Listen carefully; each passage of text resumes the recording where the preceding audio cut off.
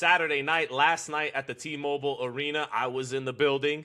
David Benavidez delivers an electrifying, spectacular performance in knocking out Gilberto Zurdo Ramirez in 6 rounds.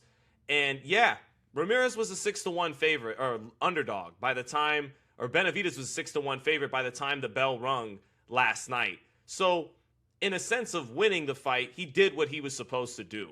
Ramirez is a unified champion in a division that outside of Jai Opetaia is a weak division and historically has been a weak division. Ramirez is not looked upon as some type of elite champion. He is just merely a 2-belt champion in a thin division outside of Opetaia, like I said. But nobody anticipated that. The consensus pick was David Benavidez by decision against a much bigger man. Maybe a late stoppage by an accumulation of punches. Nobody on the record that I know of had him knocking out, not stopping TKO, but knocking out Zurdo Ramirez for a 10 count in the 6th round with that kind of, cackling display of power and speed like that. And that is the best performance of David Benavidez's career. And to look, Floyd Mayweather, when he beat Arturo Gatti, was a heavy favorite. Arturo Gatti, kind of like Zurdo Ramirez, although obviously a much more beloved and exciting fighter and a bigger name, was a 2-time world champion in 2 different divisions. Ramirez is basically the same thing, a 2-time champion in 2 different divisions. But it was the masterpiece that Floyd Mayweather delivered that made people go, wow. I won't forget. Anybody who watched it isn't going to forget that. And that's what David Benavidez delivered. So let's take a second think back, okay, to quote the Crooklyn Dodgers in that awesome song that I love from 95. It was January 17th on the undercard of Carl Frampton's rematch at the MGM Grand against Leo Santa Cruz.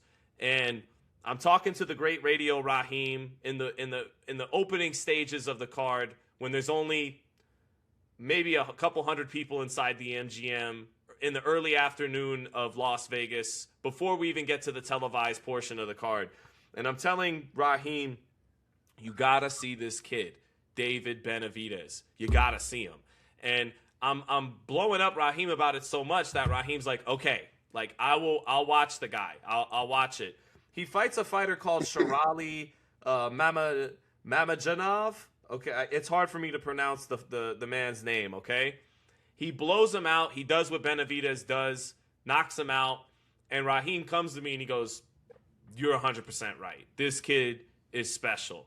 And so I told y'all, all right? I told you guys that, yeah, straight up. No, Canelo will beat him. No, Bivol will beat him. Beterbiev and Opetaia. All right, fine. If you guys still all feel, I don't think anybody feels that about Canelo anymore at his age and at his size. But, all right, if you still think those guys beat him, whatever, fair enough. But point being, I told you that this is a special talent. And I really think the whole crux of this week was encapsulated with, I asked Julio Cesar Chavez, who fittingly 30 years ago fought Oscar De La Hoya in a Chicano, Mexican-American versus fighter from Mexico kind of fight, right? That dynamic. And after him and Oscar got done talking about that, Chavez, I go up to him and I ask him, is David Benavidez a Mexican fighter? Because this narrative, I see it all over the place, okay? And I think part of it is from Canelo fans and Psycho fans that are very loyal and protective of Canelo and want to diminish the rising tide that is David Benavidez because they feel some type of way because Canelo Alvarez avoided David Benavidez, okay? It's fair. It's a fact at this point. And Chavez was kind of on the fence. And what he actually said was, respectfully, I hope he deserves it. I hope he gets embraced by the fans in Mexico, but the reality is nobody knows who he is in Mexico, right? Benavidez, after he knocks out Ramirez, Chavez climbs up onto the top rope, and I filmed this, and I put this on my Twitter, and he hugs David Benavidez as if to say, hey, I'm sorry I ever even quasi-questioned you. My son. My son. Who he said to Gennady Golovkin once upon a time, who has no Mexican blood in him, and dropped his he dropped his Mexican style gimmick the minute he got beat by a fighter from Mexico, the great Gennady Golovkin, okay, who I voted for in the Hall of Fame this year, so miss me with that. But it's fitting that this happens 30 years after De La Hoya Chavez, and again, Ramirez is nowhere near a Chavez, nowhere in that orbit, but with Oscar De La Hoya ringside, because David Benavidez, sorry, Bam, you're special, you're generational, but you're a flyweight. David Benavidez is probably, let's just say he is the best Mexican-American fighter since Oscar De La Hoya. Shout out to Sebastian Fundora, Virgil Ortiz, and Bam Rodriguez, who pound for pound is out of this world. But I think the Mexican Monster is maybe now the most important and best Chicano fighter since Oscar De La Hoya. And while he isn't yet anywhere near the economic force Canelo Alvarez or Oscar was, the 10,000 or so people who showed up, they seem to definitely think he's Mexican, okay?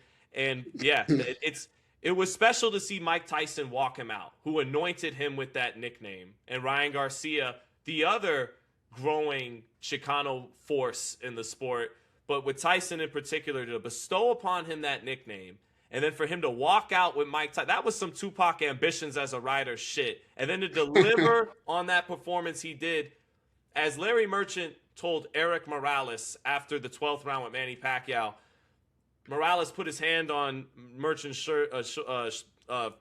shoulder and says, "Te gusto? Did you like that?" And Larry went, "I loved it."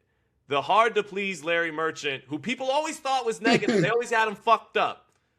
I'm Larry Merchant, all right? You guys said, oh, you don't really love it.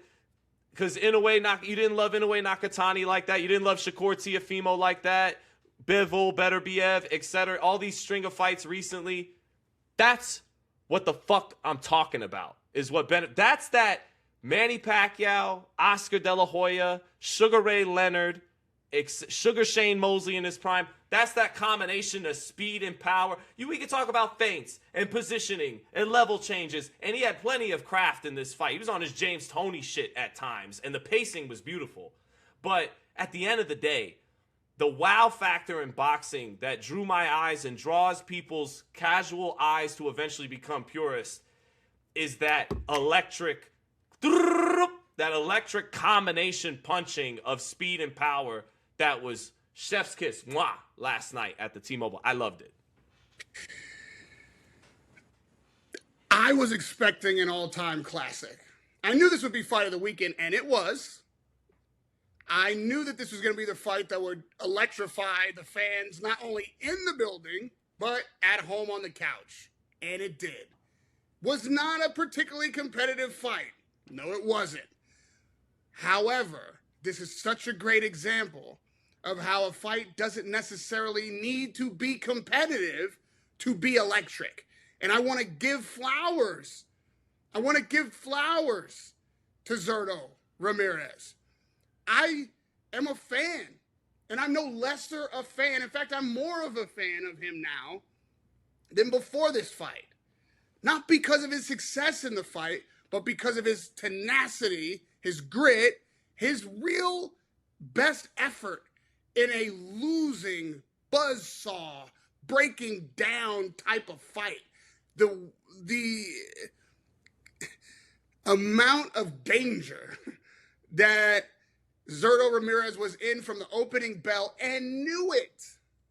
Danger! Danger! Is enough to take the heart and drop it right out of the butthole of a real warrior. And yet, Ramirez stayed in facing the fire, doing everything he possibly could to continue to compete. And there wasn't much he could do, but he was doing everything that he could do. And that deserves a salute from the corner of the eyebrow and a tip of the hat, my friend. When he got to that first knee, let me tell you something. I knew he had more fight in him. I knew he could get up and go more rounds. If I was in the corner, I'd have saved him that, except that he was the champion, and he may never forgive you. And we'd be screaming, maybe, at the corner, and they'd be taking all kind of incoming fire. He's the champion. He's the defending champion. It's his weight class. It's a knockdown. He took a knee. Give him a chance to get up and finish the round and see what's left. All of that would have been said, and I might have been, you know what? I wouldn't have been, because I'm always honest in the moment. And in the moment, I was thinking, you know what? This ain't going to get no better. And I know that Zurdo, just even from what he had displayed before that knockdown, is going to get up and is potentially going to get hurt. Like hurt. Mm-hmm. He's not going to step back. He ain't going to quit. He went to the hospital after the fight. He couldn't make the post-fight. Everything. Yeah. And he's got a broken orbital bone, which is understandable. But what I'm saying is, man, I didn't want to see more after that. And I respect him for giving us so much more. And it was a lot more that he gave. Just because the fight was so phenomenal to watch from the Benavidez side. I mean, those combination punches, that rapid fire, those all sounded like single shot 357 slugs. I was being so unprofessional in my seat. I didn't plan. I was doing this in my seat. Where man, he had a 357 automatic. Like, what? I couldn't have been more personally affected by watching punches land on somebody else on a screen. I wasn't even there, and I was like, yeah, he had me doing that. Yeah, impressive. Yeah, but those 5-punch combinations, running the set like that. Let me tell you, yes. Cesar Chavez has been a man in search of a son for many, many years, and Cinco de Mayo has been in search of El Rey for a few years now. It is a torch that was passed this Cinco de Mayo weekend on Saturday night. This man has now embodied what I believe may be all due respect to Canelo. And yes, all the things he deserves, accolades-wise, he deserves it. But I actually think that Benavidez might end up being what Mexicans have always really wanted on a Cinco de Mayo and a Mexican Independence Weekend coming in September, as a regular type of champion with a certain type of style and a dominance in the sport in a way that is exciting, that maybe only Benavidez will deliver, and it is yet to be seen consistently over the many years. Unfettered. And he's had his issue. Don't forget, he did pop for a recreational drug, but he popped early. He got over it. It was recreational, not performance enhancing. But that's just a young Mexican, black, white. He's a young fighter from the roads, from the ends, wherever you are in the world, whatever you want to call it, the ghettos, the barrios. You can have those mistakes. That's a cultural thing. I don't hold that against him. In fact, I'm glad it happened that time at that, because I interviewed him right after that happened in Dallas. You remember, and he was real about it. Spence Mikey Garcia undercard where he knocked out Jay Leon. Exactly. He owned it. I saw the young man mature, and I've said this before. I have to remind you sometimes that we're watching these men grow up in front of our eyes, and who amongst us haven't made mistakes? That was the time for him to make that mistake, and I think it made him a better man. And the fighter that we see now, I think we have not seen the best of. We're just now really getting into that prime golden era of what will be the Benavidez legacy. And I don't want to get away from what happened in the ring just yet, because it's not just the speed, it is the rapid punch power combinations where each shot has the same level of power on it. And when he misses shots, it doesn't diminish the power of the next shot. I mean, correct me, am I wrong? Am I wrong? Maybe I'm seeing it wrong. I think it not on every single shot. I think a lot of it is, on some of them, it like it's not. There's a few before he gets to the heat. But are those few landing, or what you're saying, like when he's missing short shots and he follows up with a boom? Sometimes all 6 or 7 or 8 of them land. Sometimes a few of them are to freeze your hands in place, and then the 4th, 5th, and 6th one land. It varies. Okay. This is what, if you could even get off a 5-punch combination, which is a 8 big punch if. That's in 1 8 second, punch, 2 seconds. Yeah. That's exactly what should be happening. Insane. From my perspective, what I was seeing was that no matter where he caught you in the combination, if it was the first punch, the third punch, the 5th, or all 5, they all were cracking shots. I didn't really see setup touch punches. And then if he missed 3 and landed the 4th, that too was hard. That's what I saw. That's how I saw it. Maybe I was swayed because I did have it up loud, and the sound of the punches landing also was like, that's what I mean. Like, they all sounded the same no matter where he caught you in the combinations. And then when he did hit you with the short hook, the power punch single shot, it was harder than any of the combination shots. It was like, those are his touch punches. The machine gun fire are his touch punches, because when he lands the single shotgun shot, if we're keeping the gun analogy, it's so much clearly more on it than even those very hard combination punches.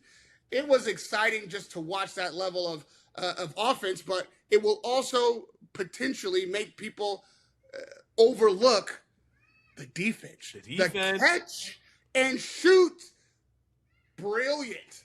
I mean, that's what really, that was what I was initially more impressed by, even than the effective offense and the power shots. Was like, oh, this catch and shoot, this calm in the pocket, and just that was my favorite thing of the fight. You covered James Toney at the peak of his cruiserweight days in the wild card. Did you see shades, maybe not necessarily all the time with a shoulder roll, but with fluidity of the upper body and defense and rhythm? Did you see in his own regard shades of James Toney when you covered him as a cruiserweight in the wild card? I mean, to be fair, I was at the sunset of James Toney. I really wasn't in his prime. But still, like 2003, 2004, his early, when he was still knocking out a Holyfield at heavyweight, when he was still, you were there in 03, right? When he had beaten Jirov. Okay, fair. Cruiserweight, yeah. But what I would say about that is I saw what that kind of skill and ability becomes even when you're past your prime. It's that good.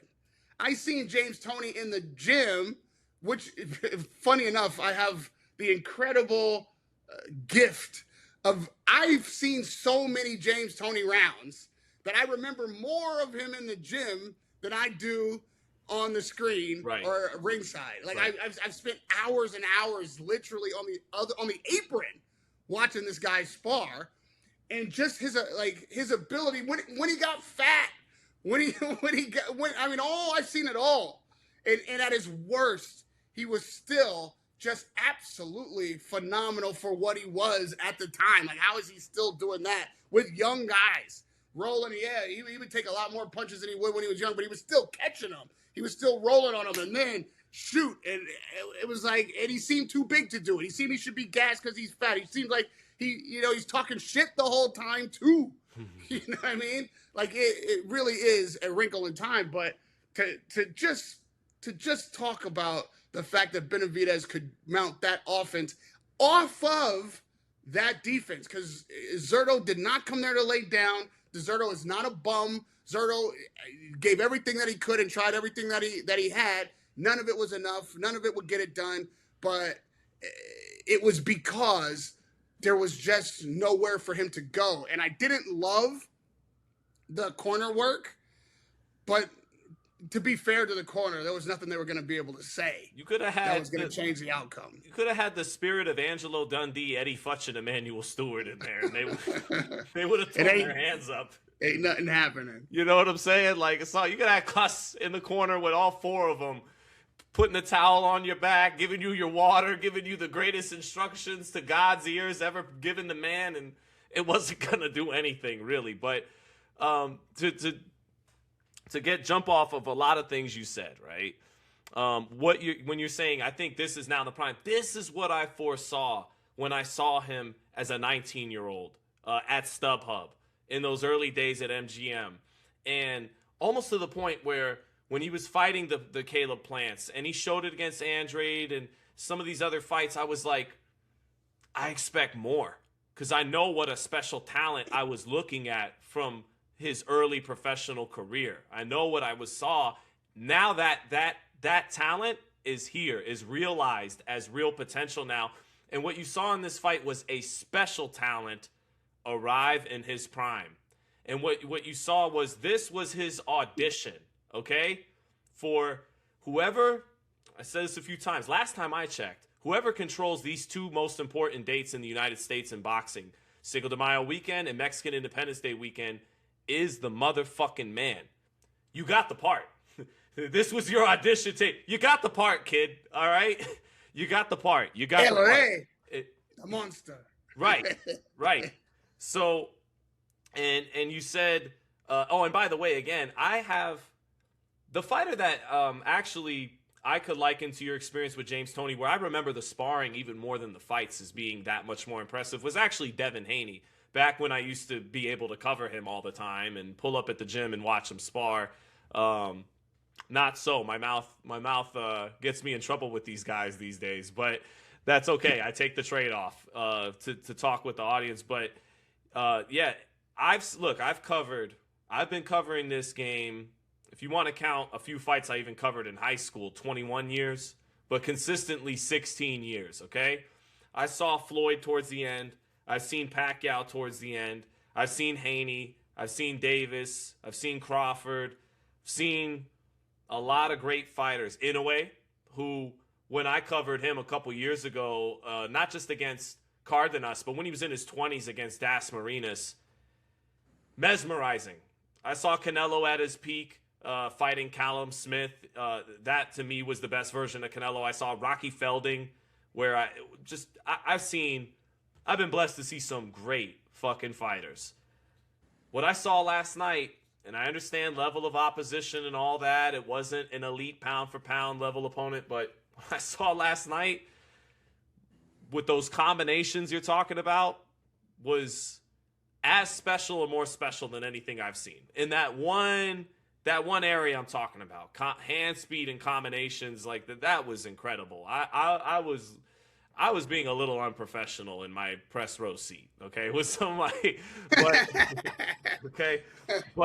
well, fortunately, I was at home, so nobody could see me fanboy out. Right. So, but thankfully, no one really noticed, except Brendan, who was to my left. So when you said it doesn't necessarily need to be an elite level summit meeting to be captivating, my favorite I call it performance art. It's when a fighter goes in there and turns what's supposed to be a boxing match into his own personal concert in the boxing ring. I call it performance art. And whether it was Mayweather Gotti, whether it was Muhammad Ali in 3 rounds against Jerry Quarry, or Cleveland Williams, or Sugar Ray Leonard knocking out one fight, I can't remember, not Pete Razmani, but it was a white kid with hair like me, and his whole hairdo flopped around when Leonard iced him with a left hook. Just absolutely sensational stuff. Oscar De La Hoya against Arturo Gatti. Sorry, Arturo, I love you, Paisan. Rest in peace. But both Floyd and Oscar, what they did was amazing. So many other performances that Felix Trinidad against William Joppy, Bernard Hopkins against Felix Trinidad, on and on. There are some fights that are just one-sided and mesmerizing how electric the performance is.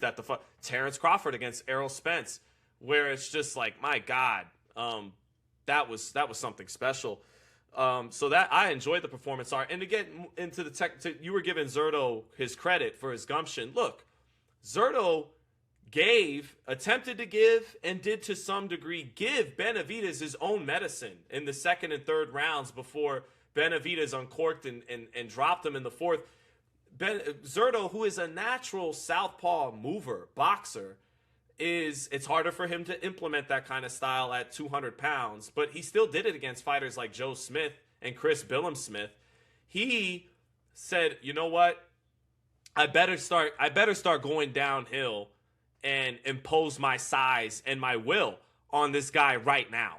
Because as paramount as the size difference is, the speed difference for him is even more paramount. So I don't got that advantage. I better while this kid is a blown up light heavyweight, I better get going and get downhill right now, early in the fight. And he did. And he pressed Benavidez and he took his distance away. And what I saw from Benavidez in growth was pacing. Benavidez, when he fought a Plant, even Yard to a degree, and Morrell last year in that same arena, he wants to press, throw. He's always had good defense. But the pacing in this fight showed maturity. He let his defense work for him. No, you expend energy. No, you shoot off your rounds. And then, at the right times, I let off my rounds, and I could be more efficient doing that. And see, I'm not dumb. I'm carrying more weight now. The output maybe can't be as consistent for 3 rounds, but my defense is good enough, and Tony would do this, that I'll let you shoot shit off. Look, some of it's landing, okay? I'm staying in the pocket. I'm not Pernell Whitaker making you hit nothing but air. I'm not Floyd Mayweather just pitching a complete shutout defensively. But you're not hitting the sweet spot. You know, I'm catching a lot of this. I'm rolling a lot of this. And then when it's time to fire, I'm picking the right time with accuracy and with punch selection and with bad intentions. So go ahead, Raheem. This performance that you saw from Zurdo is what a lot of people were calling for from Nakatani. Or in a way, which one do you mean? No, I mean from Zurdo. Oh yeah, is what people were calling for from Nakatani. Yeah. Because the exact problem with speed early in the rounds. Let me just run downhill. Let me press this guy while I got him. I'm supposed to be the bigger guy. Let me impose my will and see if I can shut this down early, or at least invade his personal space enough where this speed can be at least minimized, if not eliminated. And what I was calling for from Inoue in the way of the kind of stoppage Shasan Patel wants to see is like, if he's not doing that, or if he does come and try that, well, it's on Inoue or it's on Benavidez to then step up that offense, to then either beat him back or be the one who's aggressive if you have that kind of speed and an advantage. And what you saw from Benavidez is what you didn't see from Inoue. And what you didn't see from Zurdo is because of what you didn't see from Nakatani is because of what happened to Zurdo. That's what could happen, right? If you do that, right? But if you want to be a closer, if you want to be talked about the way we're talking about Benavidez, if you're Inoue, then you got to do what Benavidez did in that situation with those advantages. I'm glad you brought that up because that's a perfect example of the two ways that these things can go. And I called this fight as fight of the weekend, and for all the credit that Inoue deserves and all the accolades they're going to bestow upon him, and he's going to rocket to number one a lot of people pound for pound list, Benavidez gave the better performance. Benavidez said after the fight, there's only one Monstro, right? And the boxing purists always go like, nah, he's the fake monster, Inoue's the real monster. Let me tell you something. Benavidez has some catching up to do when it comes to accomplishments in the sport. To the great Naoya Inoue, okay? Inoue, David would agree with you that Inoue is still above me on a pound-for-pound list. But for this weekend's purposes, there was only one monster, and his name was David Benavidez, okay? Now, to look forward, before I get to that, Benavidez has finally said the take that I said 18 months ago on Sean Porter's show on the Porterway podcast. I said, and I got to find the receipt, but I'd have to comb through a lot of episodes. I said, look, Benavidez is a Manny Pacquiao disciple, okay? And he said that before the fight. I share the same birthday as Pacquiao. After the fight, when our guy, Andreas Hale from ESPN, shout out Andreas, he asks him, do you want to be a big figure in entertainment, not just boxing, like, crossover, all that? And he's like, I want to be like Pacquiao. I want to deliver the kind of combinations people have never seen before and deliver the kind of entertainment that Pacquiao used to. There's two kind of separate broad lineages. And to use contemporary fighters to make it, there's like a Mayweather lineage, which is all about getting the W. And the Pacquiao lineage, which obviously is about getting the W, but almost placing as much precedence on the excitement of the fight alongside getting the W.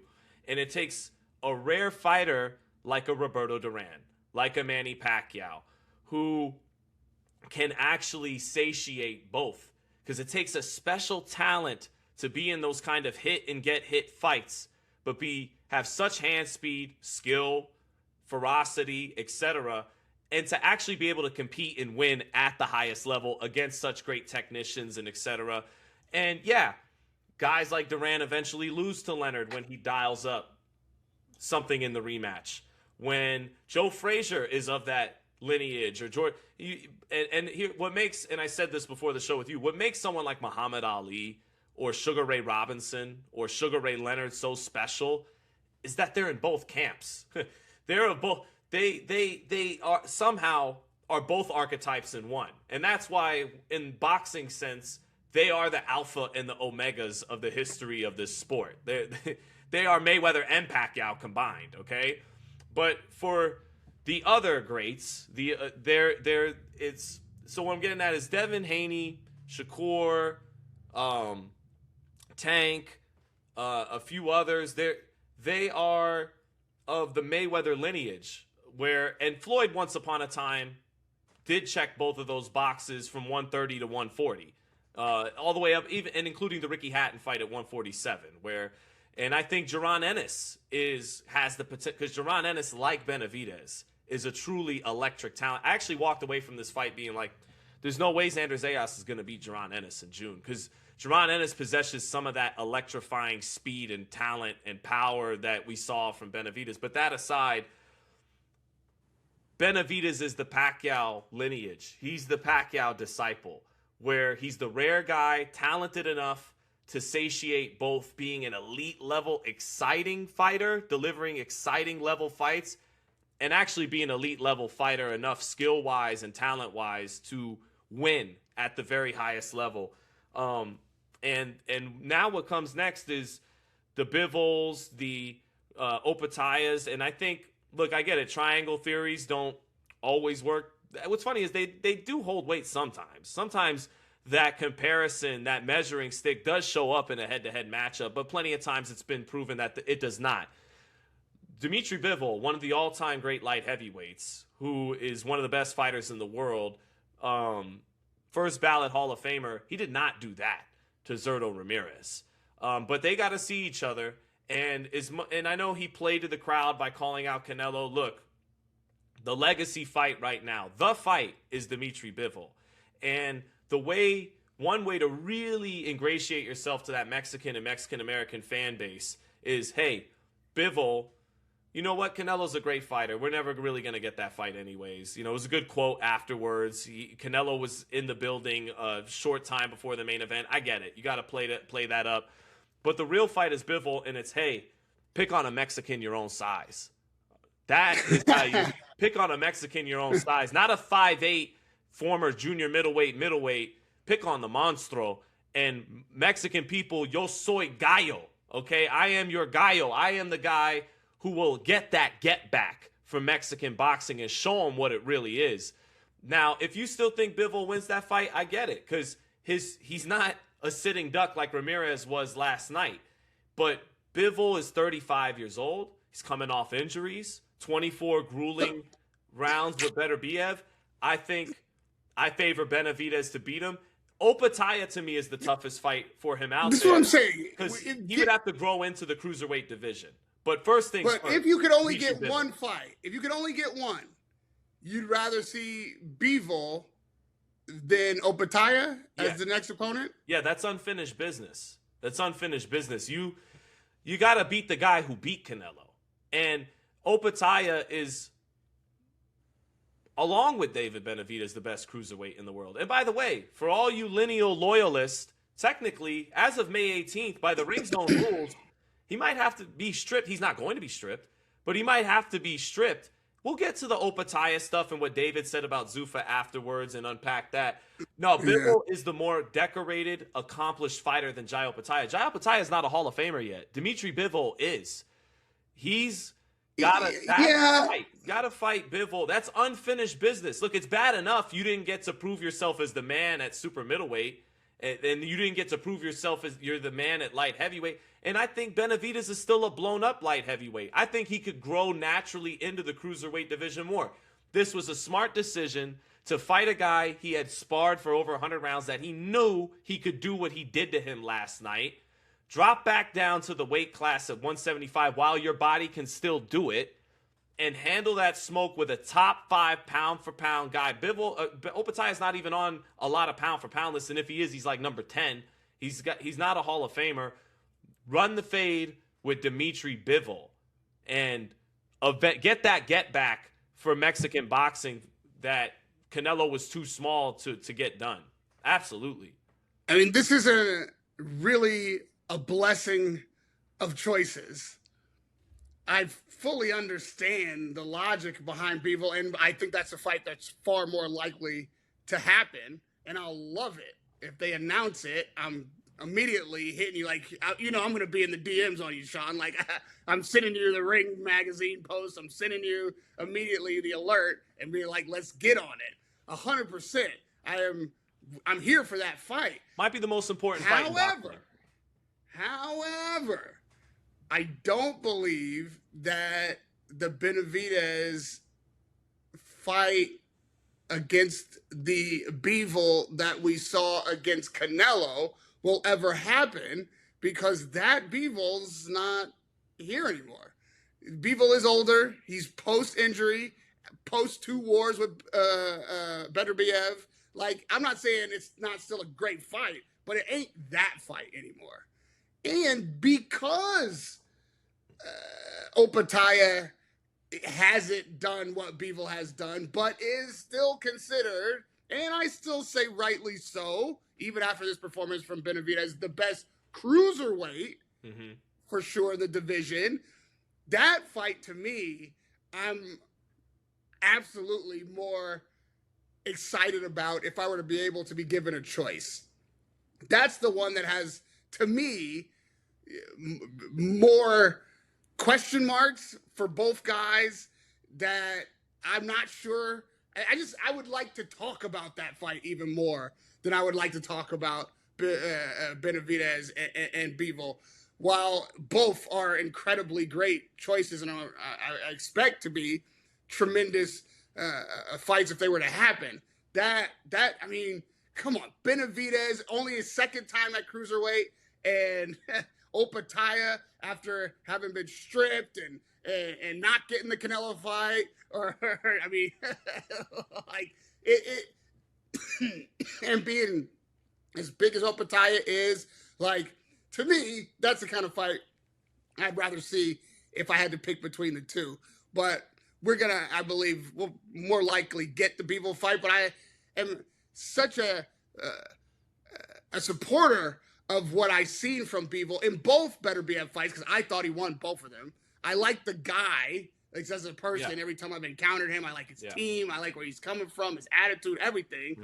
I fear for him in this fight and for his legacy, because he will be judged, and maybe rightly so. And I don't think you're going to get many caveats like I just gave about him not necessarily being the Bivol of old. But I don't think that he is. And so I'm worried that he won't be able to deliver like he once did, and that Benavidez just might, run a much easier fight on Bivol than he would have before. And it ain't going to be necessarily the defining note for me that it'll be for other people. Well, in your scenario, then let. No, go ahead. Good. In your scenario, then let what I agree with you is the toughest challenge out there for Benavidez, which is Jai Opetaia right now. Let that fight be built to the summit meeting that you believe, and I think I tend to agree it is. First things first, unfinished business. These Russian monsters, these boys gotta see the monster first before I get back to Opetaia. They're more established names, all that. Those are fights that should have happened. They haven't happened. So, look, let them fight both of them, Bivol and Beterbiev. If in the scenario you're laying out, let them both send them home and conquer light heavyweight, because he's a man of many homes. Like, I don't have the right phrase for it. Maybe you could come up with it better because you're smarter than me. It's like He's a man who's rented many properties but owns none of them. You know what I mean? He's rented the super middleweight division. He just rented the cruiserweight division last night. And by the way, what he did to Zurdo Ramirez was more impressive than what Jai Opetaia did to Brandon Glanton. There's no question about that. And he's rented the light heavyweight division and had already proven quality in all 3 divisions, but never been the man, never got to own the property. Let him get back to light heavyweight, own the property, be the king of the hill, like West Side Connection rapped about. And, because Raheem's from California. He brings it out of me sometimes. And by the way, in dropping down 25, timing favors him in those fights, especially Beterbiev. People thought I was crazy when I said Benavidez stops Beterbiev. He's 41 years old. Benavidez better stop him. Better stop Beterbiev. Like at this stage in their careers, I would, now Beterbiev in fucking prime.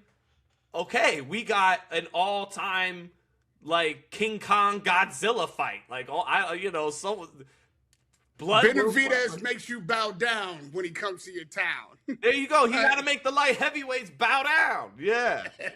All right. But he has beaten a man, but never beaten the man. The man. And to beat the man, to be the man, you gotta beat the man.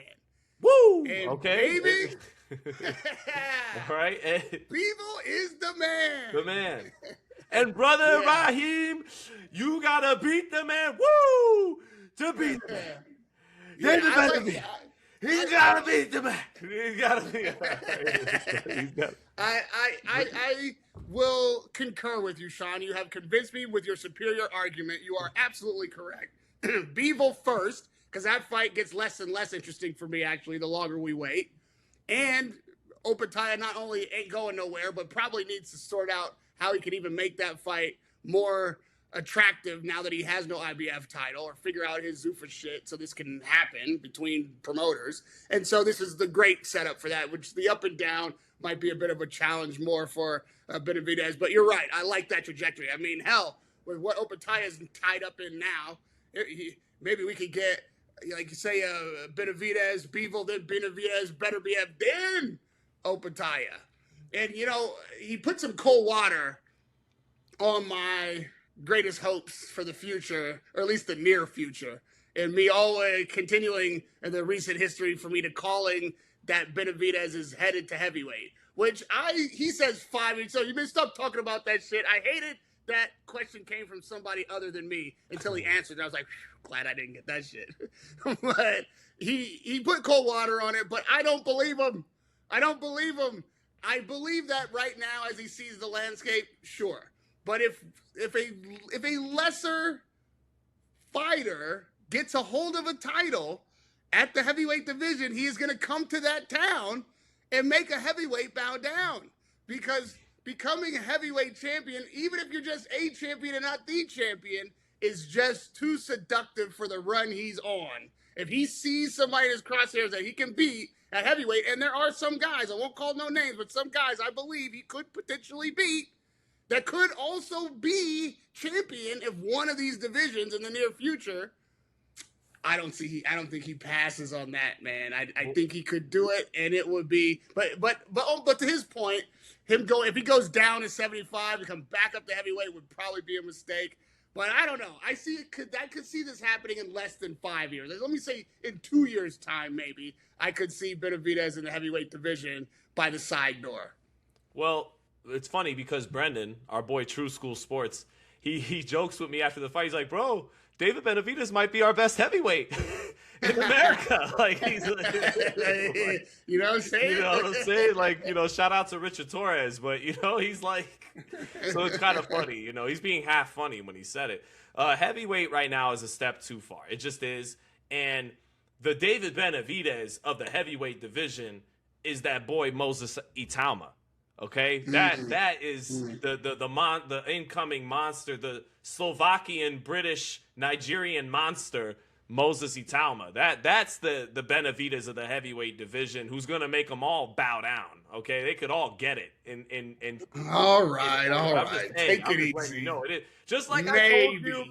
In 2017, I go, this guy, okay? You got too good a track record for me to argue. Moses Italma is the guy, all right? But so back to, look, can't count Bivol out though, man. It's a totally different style than Ramirez, and Benavidez is gonna probably lose a little something getting back down to light heavyweight. And the footwork alone of Bivol and all that, and excellent hand speed himself, and in the light heavyweight division, underrated strength. I mean, you've been around Bivol. This shock absorber is a motherfucker. That's why he was able to hold up to the heavy artillery of Beterbiev without wilting in 24 rounds.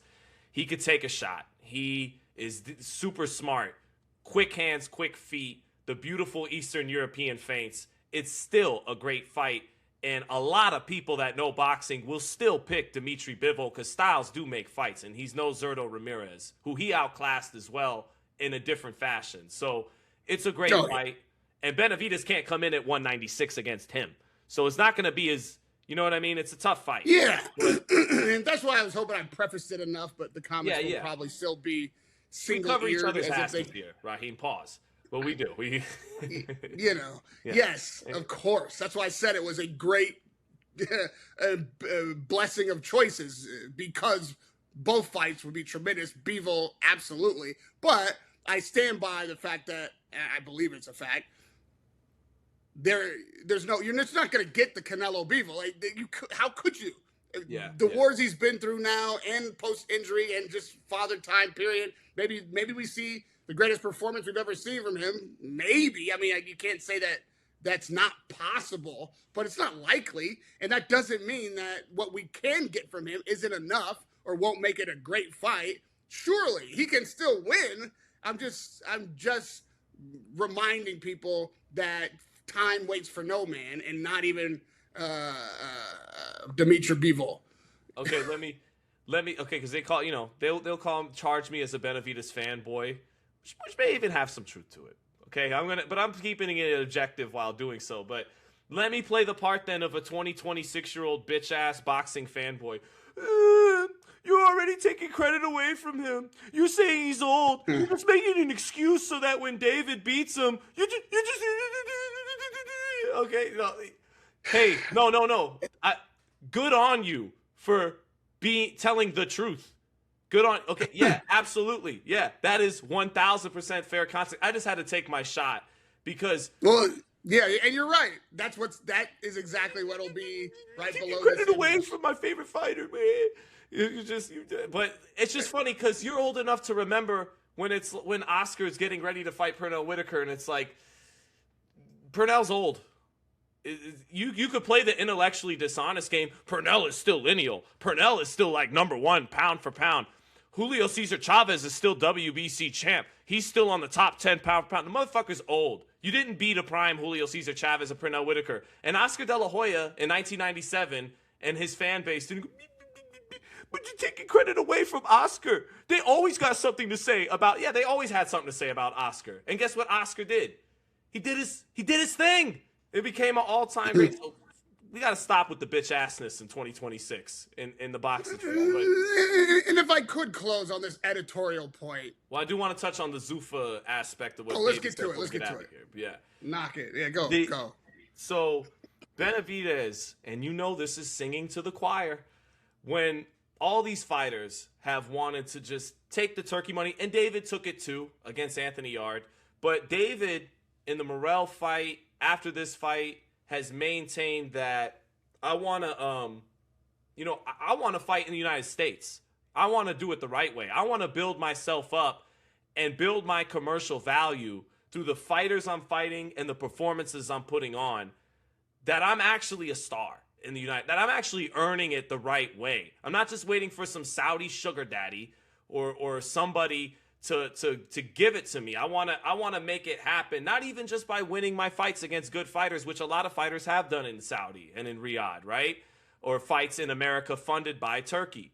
But I want to get it from the muscle. I'm betting on myself in that regard. So when after the fight, he's like, and other people are saying like, oh, look, he's ducking Opetaia. And again, Opetaia is the toughest fight out there. because Benavidez is better than him pound for pound, but fights don't happen pound for pound. They happen in an actual weight class. And in a 200-pound weight class, Opetaia is a more chiseled, finished product in the cruiserweight division. Benavidez hasn't grown into that division yet. All the more reason why go back down to light heavyweight while your body can still handle it and finish your business there, then grow into cruiserweight to give yourself the best chance of beating Opetaia, because Opetaia is a powerful, athletic southpaw in the cruiserweight division. He is going to be a tall task for David Benavidez, who I think at some point can beat him. But anyways, he's looking back at light heavyweight, and I think that's the right call.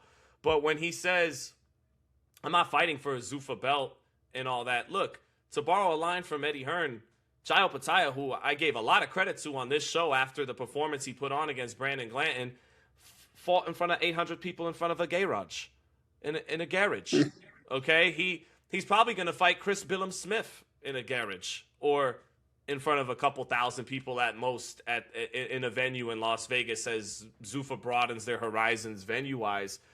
And it's just like, I respect him trying to eat what he kills in the United States the way it's supposed to be done for an American promoter. And PBC, like all promoters, but PBC irritates the shit out of me over the years, okay? Like, forget it. But, I mean, even wanting Fundora to go on a PBC retirement tour and have him fight Jermell Charlo and respectfully the remains of Errol Spence, who I was so happy to see Errol at the Tim Tszyu presser, but I don't know if he should even be fighting anymore.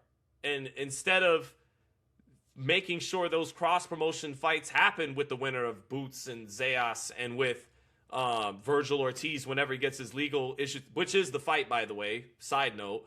You're doing business with Golden Boy. You just did this fight, Benavidez Zurdo. The fight for Fundora is Virgil Ortiz once he can clear his way through these lawsuits or whatever. But all that said, I respect the guy wanting to fight for an American promoter in America and eat what he kills without any being subsidized by Saudi or any of that. Like, really going for it in that regard. I respect that. So when he said afterwards, Dana doesn't want to do business with PBC or DAZN, which is probably where PBC ultimately has to head, which kind of sucks. It'd be nice if Amazon Prime really gave a shit about boxing and wanted to invest more in boxing. It'd be nice if PBC actually had a more roster depth to offer them instead of just a couple of names. And Benavidez, make no mistake about it, is the franchise player for them. He is the chip that can keep them afloat. Tank Davis is not dependable. He's not reliable. David Benavidez is. So, yeah, he is the franchise player, and he is by far the most crucial piece for them to even stay in business, right? But yeah, Sean, is he willing, as that franchise piece, knowing all the fights that he didn't get, that he wanted for various reasons, going to die on that hill if it comes down to going Saudi, going with Turkey, going Ring Magazine, going Netflix or DAZN, or sticking with PBC and being their flagship fighter? Yeah. Not only do I not think he's going down with that ship, I don't think he should. Yeah. I mean, I hear you. How much do you want this guy to give up for somebody else's dream? Yeah, no, I hear you. I admire it in that regard, but you're right. And I asked him after the fight, Raheem, I said, you're talking about the obstacles with the Opetaia fight. To that point about Dmitry Bivol, he's been fighting in Saudi cards. You fought there in your last fight against Yard. Like, how does that fight actually come together? Do you have to go over to Saudi to make it happen, or do you think it could actually happen in the United States? In an idealistic world, Benavidez, from his performance on Cinco de Mayo, is so good that he draws the kind of economic value that can be in the ballpark or match a Turkey payday. But he presents at his age such a formidable challenge for Bivol that he might be like, you could match the money of Turkey. And I'm not fighting as a B-side, as the real undisputed light heavyweight champion, to a guy who at this point is probably a favorite, should be, being 5.5 years younger than me. Why would I do that? I'll go fight whoever the fuck on a Turkey card or a Beterbiev trilogy that I'm the favorite in, that is still a sellable fight because it's a trilogy against another great fighter. So you're right. That's going to be tough to navigate. But I like it. I admire it. But you're right. I don't know if it's realistic. You know, he might. And at the end of the day, you're right. If it comes down to, I can keep fighting on with PBC in the United States, but it's gonna be against, I don't know, Jaime Munguia moving up to light heavyweight, or I don't even know what's out there for him beyond the Bivols and the Beterbievs. Is a rematch with Morrell ill? That's what I'm saying. Smith, if he were to beat Morrell, that ain't what Benavidez wants. that's not what he deserves. Not what he deserves. He'd be cheating his legacy doing that. He'd be doing himself and us a disservice so that he could serve at the foot of PBC. Well, no, but you could argue serve at the foot of American boxing. I mean, Sean. What? Yeah, he's an American no matter where he goes. Okay. Who's serving? No. I'm going to just say no. Okay. That's not a thing. I'm not saying maybe one day it won't be again, or it wasn't in yesteryear, but that's because America was, again, the most Saudi dominant sugar daddy platform you could be on. Nobody was doing it because of, you know what I mean? Because it's America. They're doing it because America was also the best place to do it. But now, America's got to earn still that. the best place for the Bivol fight to happen. Just because it ain't really worth shit in Saudi. It's gonna bleed red. It's just you got a sugar daddy who will subsidize it. The fight is bigger for the sport in the United States. The fight brings over 10,000 people, 15,000 people in the United States. It doesn't draw shit in the Middle East. It's just a sugar daddy will pay more for it. Nothing draws in the Middle East in the sense of boxing. Like, nobody, you ain't making your money off the gate. It's not about atmosphere there. Obviously, it is. It is what it is. It is a vanity play for the person who's paying all the money. If you're having that fight in Saudi, yes, I don't care if your feelings are hurt. That's not even arguable. I've been there too many times to listen to anybody say otherwise. But it is the guy paying the money. And they do bring out the music act, and they do make the huge card, and they do all the things so that it can be, it ain't vanity for nothing. It ain't like it's in a garage. You understand? But in America, that's the play. You're going to be in Dana White's garage. That's the American company now that's got the most money. That's the one that's talking the most shit. Not really an American company. That's flaying. Not actually owned by Americans. That's the one waving the flag. That's the one that's in the White House. So to your point, that's America right now. Yes. And that's what that's what Benavidez should be suffering for, or even losing one single opportunity or a one red cent for. No, America's got to earn that. It's not up to the fighters. It always seems to be up to the working man, the middle class. Everybody's got to do something for the country so that the country can be better. And meanwhile, these fucking politicians are sitting in the D.C. offices gambling on the war, manipulating the stock market, giving themselves tax cuts, taking the food out of the fucking refrigerator of the poor, and now we got to fight for the American get the fuck out of here. No. The answer is no. No. And you know what? In the audacity of a company waving the American flag and running Trump out to standing ovations. That's not PBC. That's Zuffa doing that. For seats that their fans can't even afford. I'm on a sidetrack. I'm sorry. No.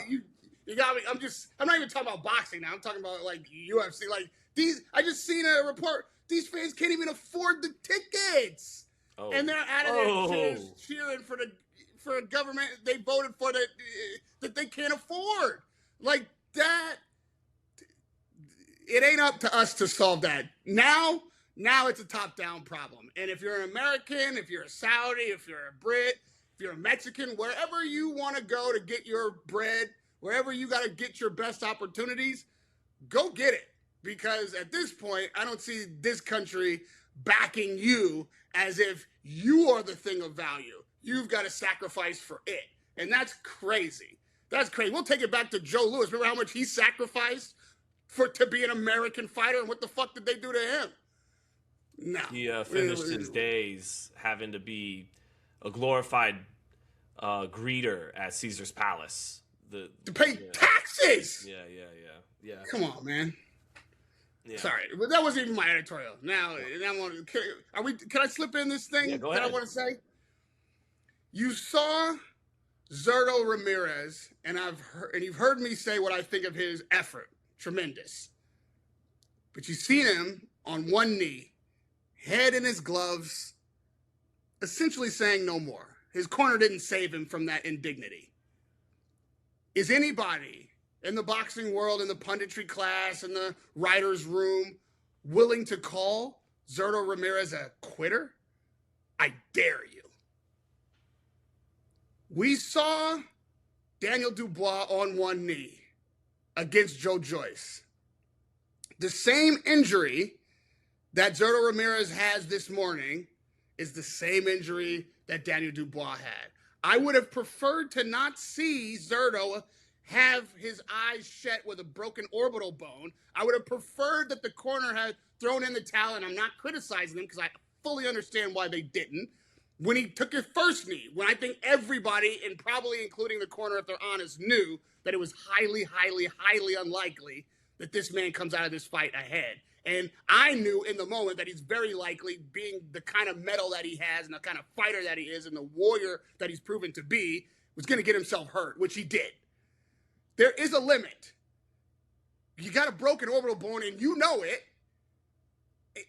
That is smart at some stage to take that knee and live to fight another day. Every time a fighter says enough is enough doesn't mean he's quit.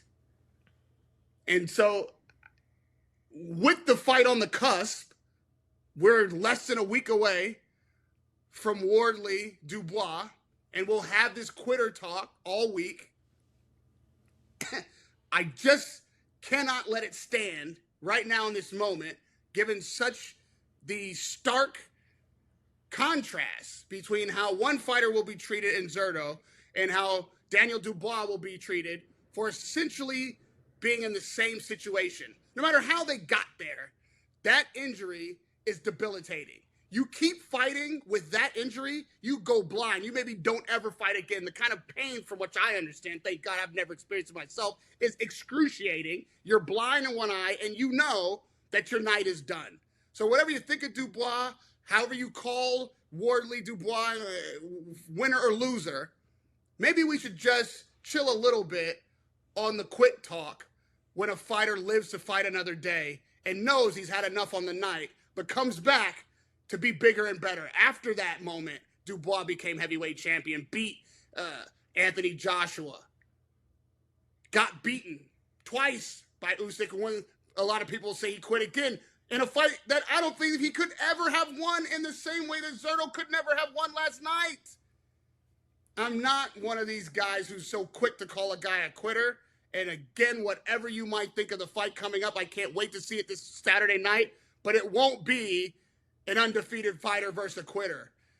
It'll be a former world champion against a newly crowned world champion for who just might be, the two delivering factors of yet to be the best fight of the year. I still say, after what we saw last weekend, this fight, Wardley Dubois, is the one I got pinned for fight of the year. Yeah, and I'll just close on this. One thing I was getting at with Benavidez and Opetaia is people still not liking Benavidez, believing in him, which is obviously their right. But they're trying to, now the next goalpost move is like or whatever. I don't even want to use that term. Their critique is that he's now ducking Opetaia because of his response, or as they would see it, even rhetoric after the fight, and how he talked about not going to fight for a Zuffa belt. I don't even know why he signed with Zuffa. And Dana White has shown he doesn't want to do business with PBC or DAZN. That's a fact, though.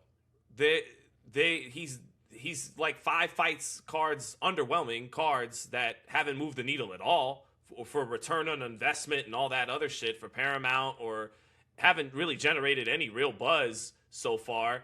He hasn't done anything, like, he has no track record of working with other promoters in boxing. He has no track record at all.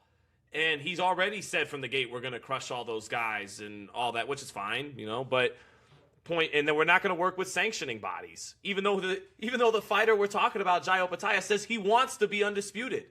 So before, and I understand because of the history of the last decade, wanting to put that hat on the PBC and their promoted fighter, but the reality is PBC sent David Benavidez to a Turkey Al-Sheikh show. Other fighters, PBC just did a show with another promoter, Golden Boy Promotions.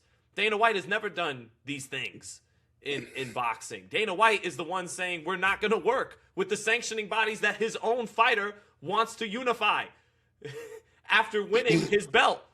Okay, anyway, so the point, David Benavidez, look, I agree. The A side, side of the street, B side, all that bullshit, it held up Mayweather Pacquiao, and it held up Crawford Spence, and those fights were past their optimal expiration date, and that is not what I want to see happen with David Benavidez, Jai Opetaia. But Benavidez is by far the bigger name. And guess what? Even though he's yet to be a king of any division, he's the more decorated and accomplished fighter than Jai Opetaia. He is the higher regarded pound-for-pound talent than Jai Opetaia, and by far the bigger economic draw and name. So that's not fair to say he's ducking Jai Opetaia. No, neither one of them is ducking each other. I think they both want to fight. And I think and hope with their temperaments, the fight will happen in due time. But first things first, get to light heavyweight, fight Bivol, let Opetaia, continue to show himself as the best cruiserweight in the world. Let him stay in the public conscience and make sure his promoter is down to do business with the other guy. Because it takes 2 promoters to tango to this whole point and all that. Or at some point, the way, even for Terrence Crawford, the way it worked, one guy has to be such a big draw that, Showtime and HBO do Tyson Lewis or do Mayweather Pacquiao, or so maybe it'll have to be PBC, Zuffa, Prime, Paramount, or some shit like that. Like, it is what it is. Or another thing guys got to do, Terrence Crawford eventually said, you know what, even though I'm better than Errol Spence, even though I know I'm going to beat Errol Spence puts 40 or 50,000 people in Cowboy Stadium. Errol Spence does 200,000 plus buys on pay-per-view. I do not. I got to bite the bullet. I got to fight on a PBC Showtime card and beat his ass. And he did. Felix Trinidad, was fighting on Showtime and doing his thing and all that. I got to go to HBO. I got to go to HBO and fight De La Hoya. I got to fight the bigger economic draw. So I don't want it to have to come to that. But to just say, oh, it's Benavidez and he's ducking with talking about the reality of the promotional landscape, I disagree, in my opinion. You could say that, but I just explained why I don't see it that way. So we'll see what's next. That's what Zuffa promised to end. And now it seems like if you're signing with Zuffa, you're ducking anybody with a belt by definition. Thought they were the solution to the problem. Now we got another fucking problem.